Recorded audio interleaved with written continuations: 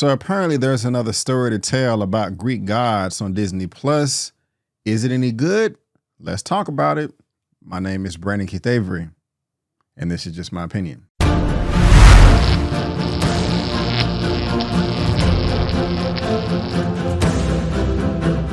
Hey, what's going on, everyone, and welcome back to another episode of Just My Opinion for my Percy Jackson and the Olympians Disney Plus review for episodes 1 and 2.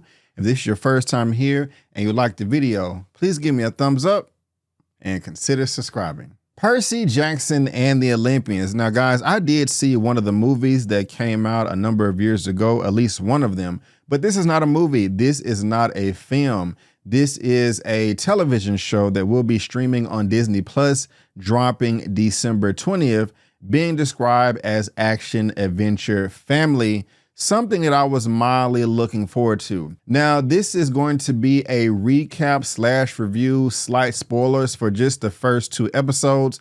First one titled, I Accidentally Vaporized My Pre-Algebra Teacher, and the second, I Become Supreme Lord of the Bathroom. That title makes sense to me on the first one, but not the second one. Please let me know what you think down in the comment sections below. I'm really interested in everyone's commentary as far as that's concerned. Now, this is being co-directed by Rick Riordan and also Jonathan E. Steinberg. Never heard of these gentlemen before. If we scroll down on Mr. Steinberg, these are some of the films that he has written in the past. If you've seen any of them, please let me know in the comments as well. I have not, but Mr. Rick Riordan here, if we scroll down, you can see that he was responsible for a number of the Percy Jackson and the Olympians movies, television shows, books, all of that right there. So looks like he is familiar with this franchise quite a bit. Now, as far as my expectations are concerned going into this, I was mildly interested, but I would be lying to you if I said I was excited. But the 1 or 2 trailers that I did see piqued my interest, hence me coming to you today, giving you this recap review. And just so you know, I will be doing a recap for each episode as it drops. On December 20th, they're giving us 2 episodes. And then the weeks after that, 1 episode per week, a total of 8 episodes. And I'll go ahead and say right now, I think most people will have a good time, especially myself. I like magical powers and all those types of things. And so this kind of seemed like it was right up my alley. But let's talk about if this is actually good. But before we get into all the nitty gritty, let me actually tell you what this thing is all about. Demigod Percy Jackson leads a quest across America to prevent a war among the Olympian gods. I'll go ahead and get this out of the way, guys. I thought these first 2 episodes were absolutely perfect. I am loving this show up, down, left, right, in, and out. I mean, my goodness gracious, what is there not to love? I literally cannot think of anything that I did not like about these first 2 episodes. I am so freaking excited to talk about it and to see what happens in the remainder of the season. Now, within these first 2 episodes, I really do like the consistency. The first one, as we're getting to know Mr. Percy Jackson, there really aren't any jokes. The stakes are very, very high, and you get to know the character early on. The second one is still serious and mature, but that's where all the jokes come in, and I'm glad to say that I was laughing at every single one of them out loud. Now, this will be debuting on Disney Plus, and for some reason, that still does have the stereotype that it's mostly for kids. And I'll just go ahead and say this. Yes, kids will enjoy this a whole ton, but adults will be able to enjoy this as well. This is not childish. All of the actors do a great job across the board. I have no one that I can complain about, like I said earlier. And it does have a certain tone that pretty much everyone will be able to relate to, no matter what age you are. And let's talk about Percy Jackson first, being played by Mr. Walker Scobell. This guy right here is fantastic. Best part of the show by far. I loved everything about him. If he did not work, this show would not have worked at all. I mean, I loved him. If you don't know who he is, if you just scroll down at his filmography, he is a new actor, not too much under his belt as far as performances go, but he was a part of the Adam Project that debuted on Netflix that came out last year with Ryan Reynolds. This film was fantastic, and so far, so is this Percy Jackson and the Olympians with Walker Scoble leading the show. I loved everything about his character, and one of the reasons why is I could relate to him in some way, shape, or form. If you was ever bullied as a child, if you ever stared off in the distance and let your imagination just run wild, if you daydreamed all the time, there is something about this character that you can relate to, that you can like, that's going to pull you in and want to get to know him that much more. He's very mature for his age, and one of the things I liked about him is the way that he reacted to everything that was around him, whether it was a monster or his certain classmates. And when I say bullies, it's kind of weird because there's nothing about his character that would warrant someone to be bullied. I'm not trying to say that there is a valid reason why someone should get bullied, whether it's the way they walk, talk, sound, laugh, the way they eat their food, the way they dress, or the way they have their haircut. But Percy in this TV show was just normal. He looked average or above average, and I really did not understand why some of the characters were treating him the way they did. Now, it was explained a little bit later within the first 10 minutes of this show because he is a daydreamer, and for some reason people just wanted to pick on him for that. But he's not a pushover. I like the way that he would stand up for himself when an opportunity would present itself. And I found myself clapping in my chair while I was watching this, really happy with the way he handled the situation. Another thing that gets you to the edge of your seat as you're trying to get to know him is the narration. I love great narration. It really helps tell a story, and I felt he knocked it out of the park, especially in the first episode as we're trying to get to know him. I felt sorry for him. I was rooting for him. I wanted to jump through the screen and be his friend, letting him know that everything was going to be okay. And there's also a bit of dry humor that comes from his character and levels of sarcasm that I was fond of too. Again, there's nothing that I did not like about his character. He's a great lead in this show, and I'm really looking forward to seeing what happens to him in his future acting career. Even when we're getting to know his mother by the name of Sally Jackson in the show, real life, her name is Virginia Cole. She did a great job as well. Initially, I was about to be turned off, like, okay, is this going to be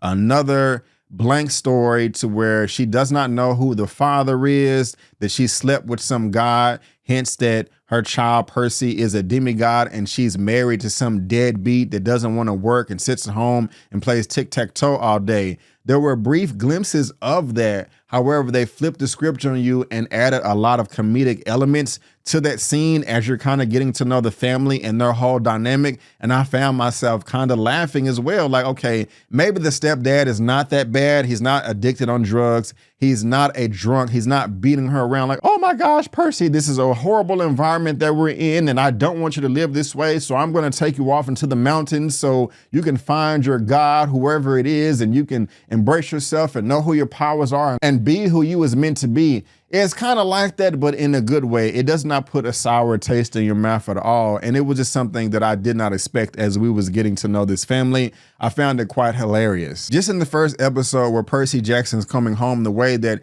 he is rolling his eyes and huffing and puffing and shifting his weight as he's annoyed by his stepfather, it was funny. I could relate to that as well, just how I react to certain people when they're grinding my gears. And that's just another thing that makes you fall in love with the Percy Jackson character. It's like, dude, I don't care what you're talking about. Where's my mom? Okay, you answer the phone, like, what the hell is wrong with you? I mean, I really do like that. The way he stood up to himself, and earlier, again, the way he would stand up to certain bullies, it was icing on the cake for me. Loved it all, and we're not even within the first 15 minutes of the first episode. And I'm jumping ahead a bit. When he's imagining things that are not really there, or are they? I like the explanation of how the world works from what the humans see to what the monsters see. There is a mist that is around us, kind of like gravity that no one can really see. It's not tangible, but it is there. If you come from a certain background, you will have different powers and abilities, of course, that normal humans don't have. And so while a human being may be moving around in a wheelchair,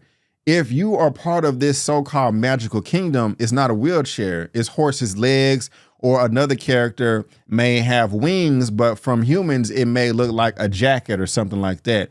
I really do like the explanation there. I love all the details that they describe. I also like the addition of Aryan Simhardri. Hopefully I pronounced that the correct way. His character is by the name of Grover. And initially I was like, man, this is little weenie right here. I don't like him. Why are you snitching on Percy Jackson? He does not deserve to have any friends whatsoever. If anybody needs to be bullied in this show, it needs to be this guy right here because he sucks. But later on in this first episode, you realize that there is a valid reason to why he is throwing Percy under the bus, and you can't do anything but respect it. I don't blame him at all, and I like the way that was revealed. 2 thumbs up right there as well. But just stepping away from the characters just for a quick second, if you don't know anything about Greek mythology at all, will you be able to understand what's going on? I say that 100% hell yes. This is very, very easy to follow.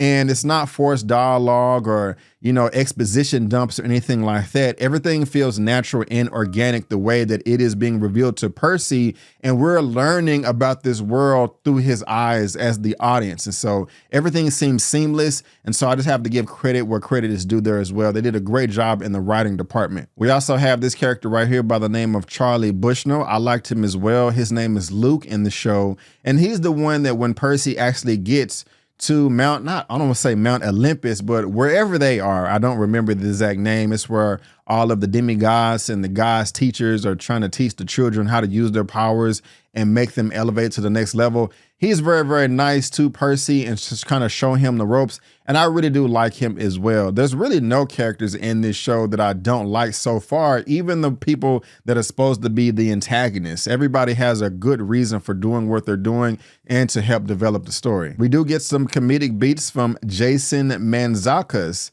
He's always funny in pretty much everything that I've seen him in. I won't say that I'm a big fan of his work, but he is familiar to me. And I was laughing at his tone as well in the second episode. That's when we meet him. Very light character. And for the most part, while there are jokes coming from his character, there was a time where he put his foot down and was like, hey, the truth can be dangerous and you're not going to say anything. You're going to keep your mouth shut. Because if you open it, you're going to make a mess, and we can't have no messes over here. Again, we're trying to make things flow as smooth as possible. And that was a shock to me. I just thought he was going to be cracking jokes all the time, which were funny, but at the same time, we saw that there was a serious side to him as well. We also have Mr. Glenn Turman. I'm a big fan of this man right here. Haven't seen, of course, everything that he's done, but I liked his involvement in this show as well as Sharronda. He is a Minotaur or a Centaur. I kind of forget those right there, but I like him. As soon as you meet him in the first episode, you know that he knows something, that he has all the secrets and there's something up his sleeve. And when it's revealed, it's not a shocker or anything like that, but you're just kind of nodding your head like, yes, I love the way this is developing. I hope you last in this show for a very, very long time.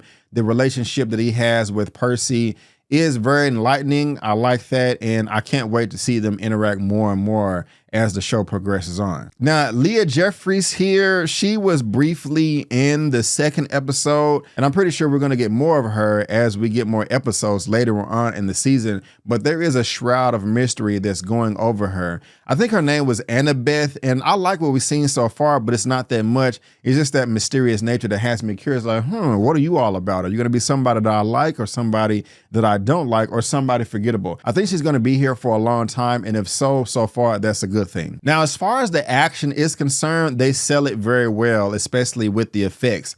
I love the way that Percy just dives in, wanting to save his mom from a certain doom. And of course, I did say this is going to be slight spoilers, but I love his motivation for anything. Of course, everybody is going to be down for their mom and go to the ends of the earth to try to save their life. Who wouldn't do that for the most part? And even though that is kind of obvious, I love the way that Percy would attack the situation. Even when he thinks that she died at the beginning, when she was stolen into the underworld by Hades, just his performance and the way that he reacted to it, I was like, man, this is just really, really good. And I feel sorry for Percy. Like, again, I wanted to be his friend, pat him on the back, give him a hug and be like, hey, bro, everything is going to be okay.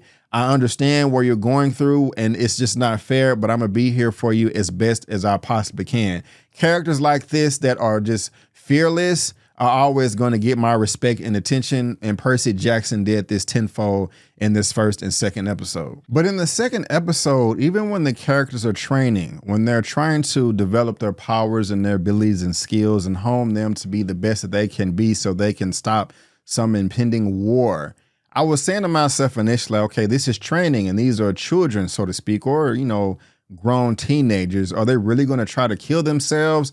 And while that is a rule that they can't do that or maim each other, they were really going at it, and the choreography was quite nice. I was impressed by this, and some of them are making the other ones bleed. And when they lose, they're pretty passionate about it, like they have a lot to lose. That really just raised the stakes, sets the tone, and lets you know, okay, this is not just for children. Everybody can enjoy this. Now, this is not something that's super duper violent and gory or anything like that, but it felt real, and I was into it all the way. Even at the end of episode 2, when Percy is claimed by his father Poseidon, he's like, wait a minute, why does this man want to use me now? He's ignored me my entire life, but now I have to go to the depths of Hades to try to do an errand for him. But he finds out that his mom is down there again. He's just like, okay, hey, let's go get her. And I'm like, yeah, let's go get my mom too. You know, like I feel you on that. So I really did love these first 2 episodes, guys. I definitely am excited to see what's going to be coming in episodes 3 or 4. I really am into this show